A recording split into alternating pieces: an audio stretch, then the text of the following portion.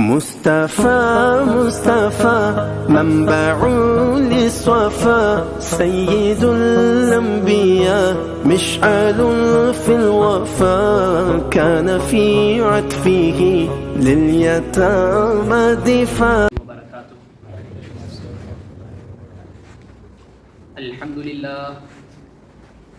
الحمد لله رب العالمين والصلاة والسلام على أشرف الأنبياء والمرسلين وعلى آله وأصحابه وذرياته وأهل بيته أجمعين. أما بعد فقد قال الله تبارك وتعالى في كتابه المبين وهو أصدق الصادقين. فأعوذ بالله من الشيطان الرجيم. بسم الله الرحمن الرحيم. ألهاكم التكاثر حتى زرتم المقابر كلا سوف تعلمون ثم كلا سوف تعلمون كلا لو تعلمون علم اليقين لترون الجحيم ثم لترونها عين اليقين ثم لتسألن يومئذ عن النعيم. صدق الله العظيم وصدق رسوله النبي الكريم ونحن على ذلك لمن الشاهدين والشاكرين والذاكرين والحمد لله رب العالمین. اللہ تبارک و تعالیٰ کا بے انتہا فضل و کرم ہے، اس کا کروڑ احسان ہے کہ پروردگار عالم نے ہمیں اپنے پیارے حبیب جناب محمد الرسول اللہ صلی اللہ علیہ وسلم کی امت میں پیدا فرمایا اور ہمیں آپ کا امتی ہونے کا فخر اور شرف عطا فرمایا. محترم حضرات، انشاءاللہ آج آپ حضرات کے سامنے سورہ تکاثر کے تعلق سے چند باتیں عرض کروں گا. اللہ تعالیٰ کی بارگاہ میں دعا ہے اللہ تعالیٰ مجھے حق بولنے اور ہم تمام کو حق سمجھنے کی توفیق عطا فرمائے. وما توفیقی الا باللہ. آئیے میں کچھ عرض کروں اس سے پہلے حضور اکرم نور مجسم صلی اللہ علیہ وسلم کی مقدس بارگاہ میں ہدیہ درود و سلام کا نذرانہ پیش کریں. اللہم صلی علی سیدنا محمد وعلی آل سیدنا محمد وبارک وسلم صلاۃ و سلاما علیک یا رسول اللہ صلی اللہ تعالی علیہ وسلم. محترم حضرات، یہ سورت سورہ تکاثر ہے. یہ مکہ المکرمہ میں نازل ہوئی. یہ سورت بہت ہی جامع اور مانع سورت ہے. اس صورت میں اللہ تعالیٰ نے ہمیں یہ پیغام دیا کہ دنیا کی حرص انسان کو جہنم تک لے کے چلے جاتی ہے. دنیا، مال، دولت، عزت، شہرت، ان تمام چیزوں کی حرص جو ہے یہ بہت بری چیز ہے اور یہ چیز انسان کو جہنم تک لے کر چلی جاتی ہے. آئیے سب سے پہلے اس صورت کا ترجمہ سن لیں. اللہ تبارک و تعالیٰ ارشاد فرماتا ہے کہ جس کا ترجمہ یہ ہے کہ زیادہ مال جمع کرنے کی طلب نے تمہیں غافل کر دیا، یہاں تک کہ تم نے خبروں کا منہ دیکھا. ہاں اب جلد جان جاؤ گے، پھر یقیناً تم جلد جان جاؤ گے. اگر تم یقینی علم کے ساتھ جانتے تو بے شک تم ضرور جہنم کو دیکھو گے، پھر بے شک تم ضرور اسے یقین کی آنکھ سے دیکھو گے، پھر بے شک ضرور اس دن تم سے نعمتوں کے بارے میں پوچھا جائے گا. یہ اس سورت کا ترجمہ ہے. سب سے پہلی بات، اس سورت میں اللہ تبارک و تعالیٰ نے پہلی آیت میں جو بیان فرمایا الہاکم التکاثر، کہ تمہیں غفلت میں رکھا، تمہیں غافل کر دیا کثرت کی طلب میں. کثرت، یہ تکاثر جو ہے کثرت سے بنا ہے، یعنی کثرت، کسی بھی چیز کی کثرت، کسی بھی چیز کی زیادتی چاہنا. مفسرین فرماتے ہیں کثرت سے تکاثر ہے جس کے 3 معنی ہیں. یعنی ایک، کثرت کو طلب کرنا، کثرت چاہنا. دوسری چیز، کثرت حاصل کرنے کے لیے محنت و مشقت کر کے اس چیز کو حاصل کرنا. اور تیسری چیز، کثرت کے حاصل ہونے کے بعد اپنے پاس جو زیادتی ہے، جو کثرت ہے، اس پر دوسرے لوگوں سے فخر کرنا، دوسرے لوگوں پر فخر کرنا. یعنی اللہ تبارک و تعالیٰ یہ ارشاد فرما رہا ہے کہ زیادہ مال جمع کرنے کی طلب نے تمہیں غافل کر دیا. یعنی انسان کی فطرتاً ایک ہوس ہوتی ہے، انسان کے نفس میں، انسان کے دل میں ایک ہوس ہوتی ہے کہ اگر وہ ہوس دنیا کی طلبی ہو تو انسان کو اس طرح غفلت میں رکھتی ہے کہ انسان اپنے اصل مقصد کو بھول جاتا ہے. انسان اپنے زندگی کے اصل مقصد کو بھول کر اپنے اندر جھانکنے سے بھی انسان دور ہو جاتا ہے، خود بینی، یہاں تک کہ انسان اپنا خود حساب لینے سے بھی غفلت میں رہ جاتا ہے۔ اور یہ غفلت اور یہ حرص، یہ ہوس صرف چند دن تک نہیں رہتی، یہاں تک کہ انسان کی یہ حرص، یہ ہوس اسے قبر تک لے کر چلی جاتی ہے۔ اب آپ دیکھیں، انسان دنیا میں آتا ہے، بچپن گزارتا ہے، جوانی گزارتا ہے، ادھیڑ پن گزارتا ہے، بوڑھا ہوتا ہے، پھر اس کے بعد اس دنیا سے چلا جاتا ہے۔ اور کوئی بھی مذہب کا آدمی اس میں اختلاف نہیں رکھتا کہ اسے موت آنی ہے، یعنی ہر انسان، ہر آدمی یہ ضرور مانتا ہے، یہ تسلیم کرتا ہے کہ موت برحق ہے، چاہے وہ مسلمان ہو، چاہے وہ غیر مسلم ہو، چاہے وہ مشرک ہو، چاہے وہ ملحد ہو، کوئی بھی کیوں نہ ہو، ہر ایک انسان کا موت پر یقین ہے۔ اور یہ بھی 100% یقینی بات ہے ہر انسان کی نظر میں کہ موت کب آ جائے کسی کو معلوم نہیں۔ سائنسدانوں نے بہت سی ترقی کی، لیکن یہ پتہ ہرگز نہیں لگا سکے کہ کس انسان کو کب موت آئے گی، یعنی موت کا وقت مقرر نہیں، کوئی انسان نہیں جانتا کہ اس کی موت کب آئے گی۔ تو یہ زندگی جو ہے، یاد رکھیں، یہ کوئی ٹھکانہ نہیں ہے، کیونکہ موت آنی ہے۔ جہاں ہمیں رہنا نہیں ہے وہ ہمارا ٹھکانہ نہیں ہے، جہاں رہا جاتا ہے وہ اصل ٹھکانہ ہوتا ہے، اور جو ہمارا اصل ٹھکانہ نہیں تو وہ چیز ہوتی ہے سفر۔ یہ ہماری زندگی کا سفر ہے، لیکن یہ سفر ہمیں نہیں معلوم کہ کب ختم ہوگا۔ دنیا میں عام طور سے جو ہم سفر کرتے ہیں، ہر ایک سفر کرنے والا اپنے مقصد کو جانتا ہے، اپنا اصل جو اس کا مقام جہاں اسے پہنچنا ہے وہ اس کے علم میں رہتا ہے کہ مجھے فلاں جگہ کا سفر کرنا ہے، میں کس مقصد کے لیے سفر کر رہا ہوں، اسے وہاں تک پہنچنا ہوتا ہے۔ تو ہر انسان کو اس کی منزل اور اس کے سفر کا علم رہتا ہے، لیکن یہ زندگی ایک ایسا سفر ہے کہ ہم تو سفر طے کر رہے ہیں، لیکن سفر کب ختم ہو ہمیں اس کا علم نہیں ہے۔ تو زندگی یہ سفر ہے، زندگی یہ رہنے کی جگہ نہیں ہے، اسی لیے کسی کا بھی اس میں اختلاف نہیں ہے۔ دیکھیے کہ جب سے دنیا اللہ تعالیٰ نے بنائی ہے، اس وقت سے لے کر آج تک بھی کسی نے موت سے اختلاف نہیں کیا، کسی نے موت کے وقت پر بھی اختلاف نہیں کیا کہ اللہ تعالیٰ نے جو وقت جس کا موت کا مقرر کر دیا اسی وقت موت آ کر رہے گی، کوئی نہیں جانتا۔ لیکن یاد رکھیں، بہت سے لوگ اللہ کے وجود کا تو انکار کر دیے، لیکن موت کا انکار کوئی نہیں کر سکا۔ تو اللہ تبارک و تعالیٰ نے سب سے پہلی اس آیت میں یہ سبق دیا کہ جس حرص میں، جس لالچ نے تمہیں غفلت میں رکھا ہے، یہ بری لالچ ہے، یہ برا حرص ہے۔ یاد رکھو، یہ زندگی تمہاری ختم ہو جائے گی، یہ ہوس، یہ حرص، یہ لالچ تمہیں قبر تک لے کر چلی جائے گی، تمہیں کچھ حاصل نہیں ہوگا۔ محترم حضرات، یاد رکھیں، حضور اکرم نور مجسم صلی اللہ علیہ وسلم نے ارشاد فرمایا، ما قل وکفا خیر مما کثر والہا، یعنی حدیث میں بھی الہا کا لفظ ہے، جو اس صورت میں سب سے پہلے الہاکم التکاثر ہے، اس کا لفظ حضور اکرم صلی اللہ علیہ وسلم کی حدیث مبارکہ سے بھی ہمیں ملتا ہے۔ حضور علیہ الصلوۃ والسلام ارشاد فرماتے ہیں، غور سے سنیں، کہ ما قل وکفا، جو چیز کم ہو اور تمہیں کفایت کر جائے، یعنی جو چیز کم مقدار میں ہو اور وہ تمہارے لیے کافی ہو، وہ اس سے بہتر ہے جو چیز زیادہ ہو اور تمہیں غفلت میں رکھے۔ جو چیز زیادہ ہو تمہیں غفلت میں رکھے، اس چیز سے بہتر ہے وہ تھوڑی چیز جو تمہارے لیے کافی ہو جائے۔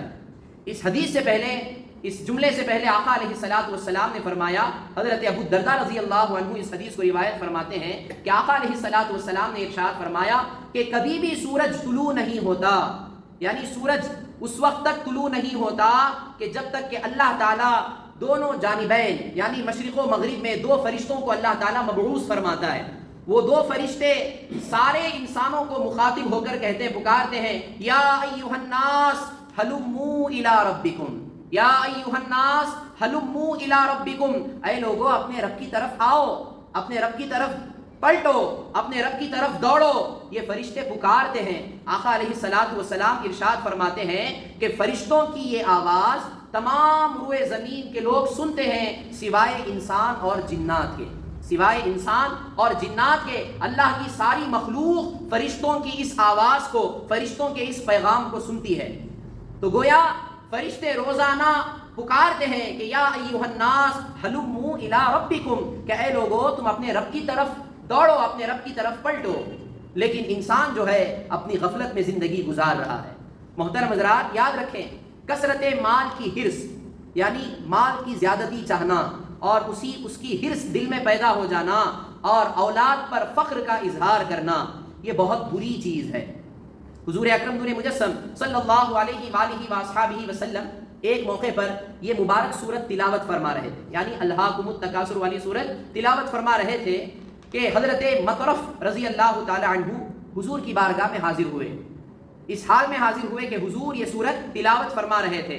تو جیسے ہی یہ صحابی حاضر ہوئے، آقا علیہ الصلوۃ والسلام نے فرمایا، اے ابن آدم تو کہتا ہے میرا مال میرا مال. اے ابن آدم تیرا مال وہی ہے جو تو نے کھا کر ختم کر دیا، تیرا مال وہی ہے جو تو نے پہن کر پرانا کر دیا، تیرا مال وہی ہے جو تو نے آگے کے لیے بھیجا ہے.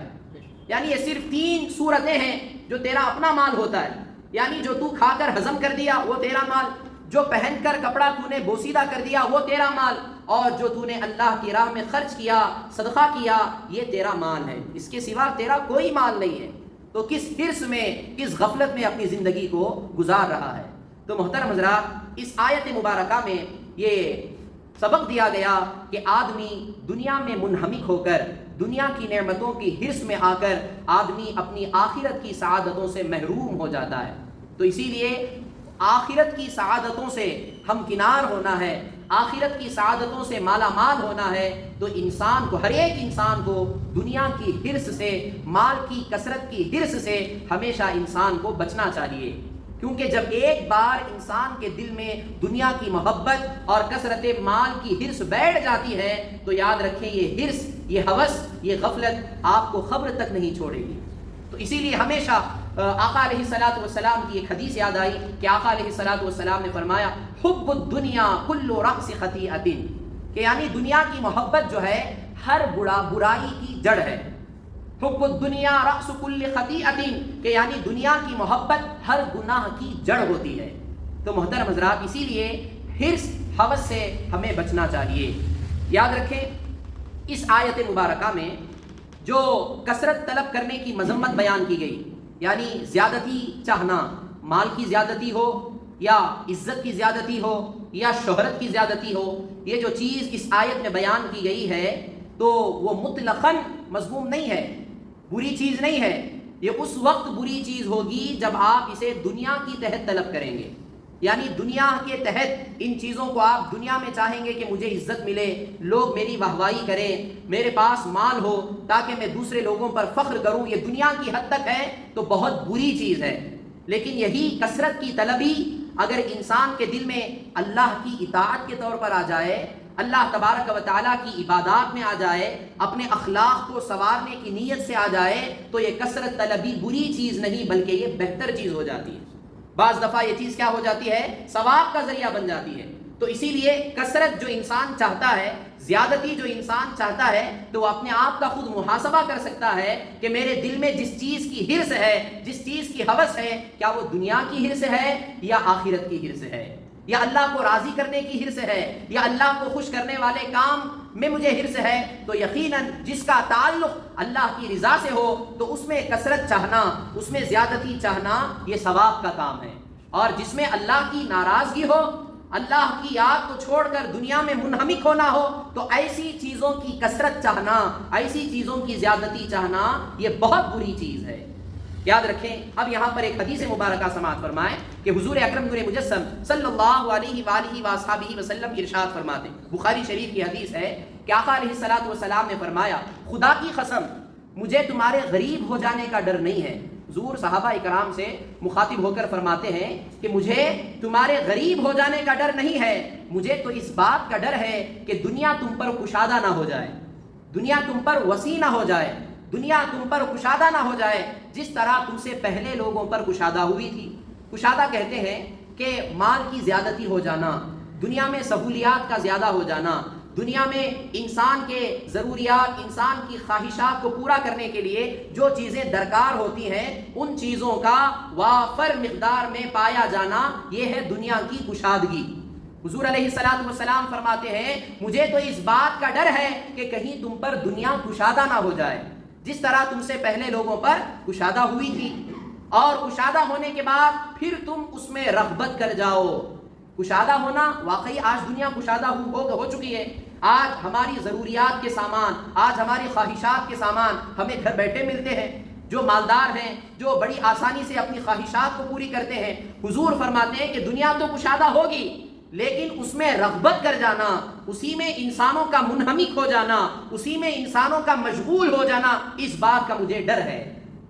حضور علیہ الصلوۃ والسلام فرماتے ہیں کہ جس طرح پہلے کے لوگ دنیا میں رغبت کر کے، دنیا کشادہ ان کے سامنے ہوئی، ان چیزوں میں رغبت کر کے جیسے وہ لوگ ہلاک ہو گئے، اسی طرح مجھے ڈر ہے کہ کہیں میری امت دنیا کی کشادگی میں، دنیا کے عیش و آرام میں منہمک ہو کر کہیں ہلاک نہ ہو جائے۔ غریب ہونے کا ڈر نہیں ہے، دنیا میں منہمک ہو کر اپنے آپ کو ہلاکت میں ڈال لینا، اپنے آپ کو تباہی میں ڈال لینا، حضور فرماتے ہیں مجھے اس کا ڈر ہے۔ تو حضرات ذرا سوچیں کہ آقا علیہ الصلوۃ والسلام کو اپنی امت سے کتنا پیار ہے۔ آقا علیہ الصلوۃ والسلام فرماتے ہیں کہ اے انسان، دنیا تو ضرور کشادہ ہوگی لیکن دنیا میں منہمک نہ ہو جانا، دنیا میں مشغول نہ ہو جانا، دنیا میں اس طرح رغبت نہ کر جانا کہ کہیں تم ہلاک نہ ہو جاؤ۔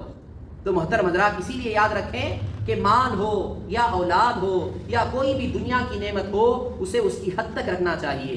یاد رکھیں مال اور اولاد کی حقیقت کیا ہے۔ میں نے اس سے پہلے بھی میں عرض کر چکا ہوں کہ مال اور اولاد کی حقیقت یہ ہے کہ جب تک انسان کے جسم میں روح رہتی ہے، اب کب تک رہے گی اس کا علم ہمیں نہیں ہے، چاہے وہ جوانی میں روح جسم سے جدا ہو جائے، یا بچپن ہی میں روح جسم سے جدا ہو جائے، یا بھیڑ پن ہی میں روح جسم سے جدا ہو جائے، یا صحت یافتہ یعنی صحت کے ساتھ ہم بیٹھے ہوئے ہیں، صحت کی حالت ہی میں جسم سے روح جدا ہو جائے، بڑھاپے میں جسم روح سے جدا ہو جائے، اس کا ہمیں علم نہیں ہے۔ لیکن مال اور اولاد یہ دونوں چیزیں اسی وقت کام آتی ہیں جب تک ہمارے جسم میں روح باقی ہے۔ جیسے ہی جسم سے روح پرواز کر گئی، روح جسم سے نکل گئی، روح کا کنیکشن جسم سے الگ ہو گیا، تو یاد رکھیں وہ مال اور اولاد یہ دونوں چیزیں انسان کا ساتھ چھوڑ دیتے ہیں۔ اور قبر میں ساتھ آنے والی چیز کیا ہے؟ عمل ہے، انسان کا اپنا عمل ہے کہ انسان کا عمل اسے قبر میں ساتھ آتا ہے۔ تو لہٰذا یہ باتوں کا جب ہمیں علم ہوا اس صورت کے ذریعے، تو عقل مند وہی انسان ہے کہ جو شخص مال کے زیادہ ہونے کی حرص کے بجائے اور اولاد پر زیادہ فخر کرنے کی حرص کے بجائے وہ زیادہ اپنے اعمال پر توجہ دے، وہ زیادہ اپنے آخرت کو سنوارنے والے کاموں کی طرف توجہ اسے دینی چاہیے۔ اگر وہ دے گا تبھی وہ عقل مند کہلائے گا، ورنہ وہ بے وقوف ہے قرآن کی اس آیت کی روشنی میں۔ تو محترم حضرات، اسی لیے چاہیے کہ ہمیشہ ہمیں حرص سے بچنا چاہیے۔ حضور آخری حدیث سنیں، حضور اکرم نور مجسم صلی اللہ علیہ وسلم فرماتے ہیں، بخاری شریف کی حدیث ہے، حضرت انس بن مالک رضی اللہ تعالی عنہ روایت فرماتے ہیں کہ اگر ابن آدم کے پاس، حضور فرماتے ہیں کہ اگر ابن آدم کے پاس یعنی آدمیوں کے پاس سونے کی ایک وادی ہو، گولڈ سونے کی ایک وادی ہو، تو وہ چاہے گا کہ اس کے پاس دو وادیاں ہو جائیں۔ یعنی مال کی حرص میں، مال کی ہوس میں انسان کو اتنا منہمک کر دیتا ہے کہ انسان کے پاس جب مال وافر مقدار میں ہوتا ہے تو اس کے باوجود بھی وہ ہوس اسے اس چیز پر ابھارتی ہے کہ آج میرے پاس ایک وادی ہے سونے کی تو میرے پاس دو وادیاں ہو جائیں۔ یہ حضور فرماتے ہیں، اور یہ حرص اس کی بڑھتی رہتی ہے۔ حضور فرماتے ہیں کہ اس حرص کا منہ یعنی اس کا منہ مٹی کے سوا ہرگز نہیں بھرے گا، یعنی مٹی، یعنی جب تک وہ قبر میں نہیں پہنچے گا، جب تک اس پر مٹی نہیں ڈال دی جائے گی، جب تک اسے دفن نہیں کر دیا جائے گا، تو یہ حرص، یہ ہوس انسان کی باقی رہتی ہے۔ حضرات واقعی حضور علیہ الصلوۃ والسلام کے اس فرمان کے مطابق آج غور کریں، ہم اپنے خاندان کے اندر یا اپنے اعز و اقربا کے اندر یا اپنے دوستوں کے اندر بہت سے احباب آپ کو ایسے ملیں گے، بہت سے اللہ والے بھی ہیں، لیکن اکثر تعداد میں لوگ ایسے ملیں گے آپ کو کہ جن کی عمریں ہو چکی ہیں اور انہیں چاہیے کہ وہ اللہ کی عبادت میں مشغول ہوں، لیکن اس کے باوجود بھی دنیا کی طلبی نے انہیں اس طرح مشغول کر کے رکھا ہے، وہ آج بھی چاہتے ہیں، ضرورت تو اپنی جگہ ہے لیکن آج بھی وہ چاہتے ہیں کہ میرے پاس مال بے حساب ہو، میں دوسروں پر فخر کرتا رہوں۔ آج ان کی یہ فطرت ہو چکی ہے۔ تو اسی لیے یاد رکھیں، مال کام آنے والا نہیں، اولاد کام آنے والی نہیں، اگر کام آنے والی چیز ہے تو وہ آپ کا عمل ہے۔ تو اسی لیے حرص اور ہوس دنیا کی، اس سے اللہ کی بارگاہ میں ہمیشہ پناہ مانگنا چاہیے کہ اے اللہ، دنیا اور دنیا داری کی حرص سے، دنیا کے مال سے، دنیا کی ہوس سے ہماری حفاظت فرما۔ یہ ہے الہاکم التکاثر، کہ زیادہ مال جمع کرنے کی طلب نے تمہیں کیا کر دیا؟ غافل کر دیا۔ پھر فرمایا حتی زرتم المقابر، یہاں تک کہ تم نے قبروں کا منہ دیکھا، یعنی قبروں میں چلے گئے۔ پھر فرمایا گیا کلا سوف تعلمون ثم کلا سوف تعلمون کلا لو تعلمون علم الیقین. دیکھیے 3 مرتبہ اللہ نے کلا کلا کا لفظ استعمال فرمایا، یعنی تاکید کے طور پر، ہماری توجہ دلانے کے لیے، ہمارے لیے اللہ تعالیٰ نے تاکید کے طور پر 3 مرتبہ کلا کا لفظ استعمال فرمایا، جس کے معنی ہاں ہاں اب جلد جان جاؤ گے، یعنی قبر میں چلے جانے کے بعد اب جلد جان جاؤ گے، پھر یقیناً تم جان جاؤ گے. یعنی اس میں کوئی شک نہیں کہ تم بے خبر رہو گے، قبر میں جانے کے بعد تم ضرور جان جاؤ گے، تمہیں ضرور معلوم ہو جائے گا. کیا کہ کلا لو تعلمون علم الیقین، کہ یہاں تفسیری ترجمہ یہ ہے کہ اگر تم یقینی علم کے ساتھ جانتے کہ دنیا کی طلبی، دنیا کی ہوس، دنیا کی حرص بری چیز ہے، اگر تم یقینی علم کے ساتھ جانتے تو ضرور تم اس میں اس ہوس میں نہ پڑتے. تو پھر فرمایا لَتَرَوُنَّ الْجَحِيمَ، بے شک تم ضرور جہنم کو دیکھو گے. یعنی یہاں تک کہ انسان مال کی حرص میں آ کر، مال کی ہوس میں آ کر اللہ کو بھول جاتا ہے، بالآخر یہاں تک کہ اس کا ٹھکانہ جہنم ہوتا ہے. یہ کفار کے لیے کہ لَتَرَوُنَّ الْجَحِيمَ، کہ بے شک تم ضرور جہنم کو دیکھو گے. پھر فرمایا ثُمَّ لَتَرَوُنَّهَا عَيْنَ الْيَقِينِ، پھر بے شک تم ضرور اسے یقین کی آنکھ سے دیکھو گے. حضرات یہاں ایک بات یاد رکھیں کہ یقین 3 طرح کا ہوتا ہے. یقین جو ہے وہ 3 طرح کا ہوتا ہے. ایک ہے علم الیقین، دوسرا ہے عین الیقین، تیسرا ہے حق الیقین. علم الیقین کسے کہتے ہیں کہ کسی خبر کو سن کر، کسی خبر کو سن کر یا دلائل میں، پروف میں، ایویڈنس میں غور و فکر کرنے سے جو یقین حاصل ہو اسے کہتے ہیں علم الیقین. جس طرح حضور اکرم نور مجسم صلی اللہ علیہ وسلم کے فرامین پر ہم نے ایمان لایا. حضور نے کہا خدا ایک ہے، ہم نے مانا، دل و جان سے مانا. حضور نے کہا نماز پنجگانہ تمہیں پڑھنا ہے، یہ خدا کا حکم ہے، ہم نے دل و جان سے مانا. یعنی حضور کے بتائے ہوئے باتوں پر، حضور نے جو کچھ کہا اس پر ہمارا ایمان ہے، تو اس پر ہم نے غور و فکر کیا، حضور کے کہنے پر ہم نے مان لیا، تو یہ ہے ہمارا علم الیقین، یعنی علم الیقین ہے. پھر اس کے بعد ہے عین الیقین. عین الیقین کہتے ہیں کسی چیز کو دیکھ کر، صرف جان کر نہیں، معلوم کر کے نہیں، دیکھ کر کسی چیز کا یقین ہو جانا، یہ ہے عین الیقین. جیسا کہ صحابہ نے حضور کو دیکھا اپنی آنکھوں سے، صحابہ نے حضور کو دیکھا تو یہ صحابہ کا عین الیقین ہے کہ حضور کو دیکھ کر انہوں نے کلمہ پڑھا، حضور سے انہوں نے علم سیکھا، حضور سے انہوں نے تعلیم حاصل کی. یہ صحابہ کا کیا ہے؟ عین الیقین ہے. پھر جو چیز تجربے سے حاصل ہوتی ہے، یعنی انسان کا ایکسپیرینس جو بڑھتا چلا جاتا ہے، تجربے سے جو یقین حاصل ہو اسے کہتے ہیں حق الیقین، اسے کہتے ہیں حق الیقین. تو محترم حضرات یہ یقین کے 3 منزلیں ہیں، 3 درجے ہیں. یہاں پر جو پہلے فرمایا گیا کلا لو تعلمون علم الیقین، یعنی قبر میں جانے کے بعد آخرت میں تم جان جاؤ گے کہ جو تم نے دنیا میں اگر تم یقینی علم حاصل کرتے، جو آج ہم حاصل کر رہے ہیں کہ حضور نے یہ فرمایا، اللہ کا یہ حکم ہے کہ دنیا کی حرص، دنیا کی ہوس تمہیں تباہ کر دے گی، تمہیں برباد کر دے گی، تمہیں غفلت میں رکھے گی. یہ اگر تم نے یقینی علم دنیا میں حاصل کیا ہوتا تو تم حرص میں مبتلا نہ ہوتے. پھر اس کے بعد جب جہنم کا عذاب انہیں دیا جائے گا، اور جب وہ اپنی آنکھوں سے دیکھیں گے، عذاب کو اپنی آنکھوں سے دیکھیں گے، تو وہاں انہیں عین الیقین حاصل ہوگا کہ دنیا میں جو ہم نے علم حاصل نہیں کیا، نہ ہم نے علم الیقین حاصل کیا، نہ ہم نے حق الیقین حاصل کیا، نہ ہم نے عین الیقین حاصل کیا، تو وہاں جہنم میں جانے کے بعد جب اپنی آنکھوں سے خود عذاب کو دیکھیں گے تو جان جائیں گے کہ یقیناً کہ مال کی حرص میں مبتلا ہو کر ہم آخرت سے غافل ہو گئے تھے. تو محترم حضرات یہ ہے اس مبارک سورت کا مطلب. پھر اس کے بعد یاد رکھیں کہ بے شک تم ضرور اسے یقین کی آنکھ سے دیکھو گے. کہاں؟ قیامت کے دن جب عذاب میں مبتلا کیا جائے گا تو آنکھیں تو دیکھیں گی کہ کس طرح عذاب دیا جائے گا.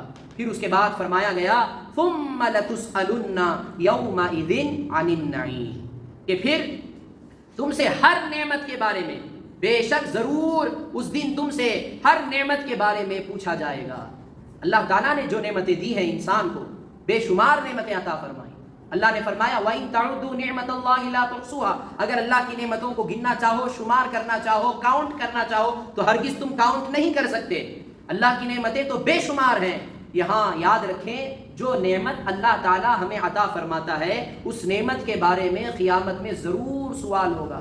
ضرور سوال ہوگا. اللہ نے تمہیں صحت دی, اللہ نے تمہیں فارغ وقت عطا کیا, تمہیں فراغت عطا کی, اللہ نے تمہیں حسن و جمال عطا کیا, اللہ نے تمہیں جوانی عطا کی, اللہ نے تمہیں مال عطا کیا, اللہ نے تمہیں آنکھیں عطا کی, اللہ نے تمہیں کان عطا کیے, اللہ نے بولنے کے لیے زبان عطا فرمائی. یہ ایک ایک نعمت ہے.